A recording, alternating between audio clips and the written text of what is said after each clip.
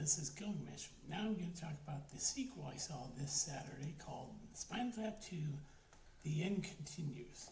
And yes, this movie is funny as shit. There's a lot about it that just fucking will crack you up from beginning all the way in. It's like and it takes place 40 years after this is Spinal Tap. Yeah. And so here's the cast, and this movie from the beginning cracked me the fuck up. I couldn't stop laughing because when we meet the cast, they've gone their separate ways, and we find out that David, and there's an issue. Nigel doesn't understand why David has a problem with him. We find that out later. I don't want to give that away, but we meet them, and Nigel runs a guitars and cheese where you can. It's so fucking goddamn funny because he basically sells cheeses and guitars. So you can bring in a cheese and trade it for a guitar or do the opposite. It's fucking great. And now Derek sells glue. And there's this thing where he talks about the oldest, rarest glue, and he actually gets the bottle stuck up his nose. And so, yeah. And there's tension. You know, they get back. They're going to do one last show in New Orleans, and so they all get together in this house they get set up in this house that's supposed to be haunted. So as they're at night talking, people come in for a tour of the haunted house.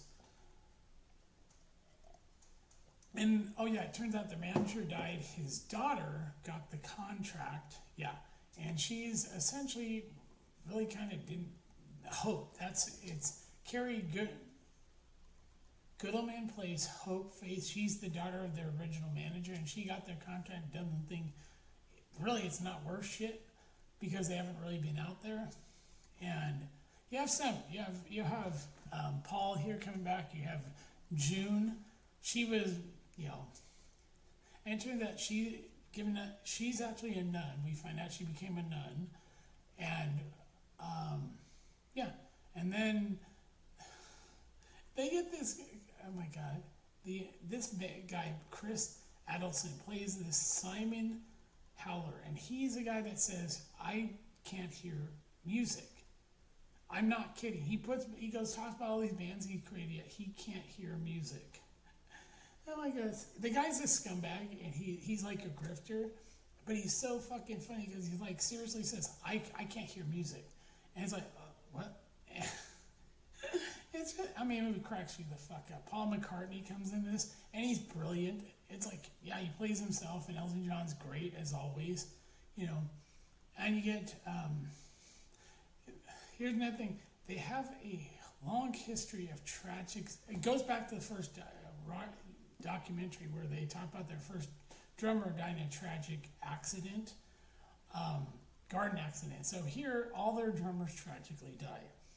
So they're trying to find a drummer, and they get word of Chad from Red Hot Chili Peppers.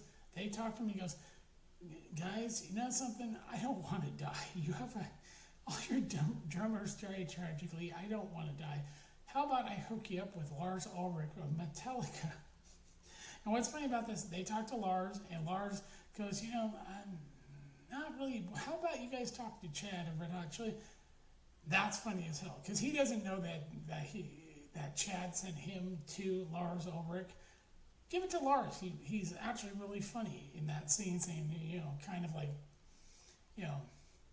and the whole movie cracked me the fuck up they even talked to Questlove and ask him, and he's kind of like, yeah, I don't really want to do it because your drummers all fucking die.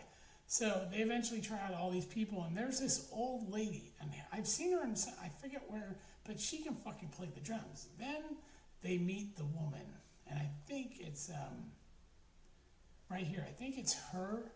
I could be wrong, but oh my God, the lady becomes the new drummer. She's fucking phenomenal. She kills it on the drums. She's great, and so basically, and eventually we find out why David has a problem with Nigel.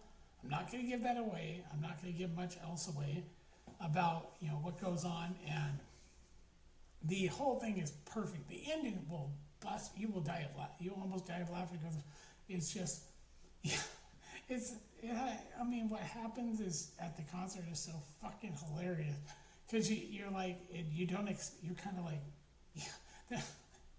I could not stop laughing all the way through the credits. It's just fucking hilarious. And yeah, so I really, really recommend, if you love the first one, go see this one because you will really give it to Carrie playing Hope Faith. She's great. Everybody's fantastic in this. Paul Scheer comes back. I think his character from the first movie. Yeah, and there's most of these are, you got Garth Brooks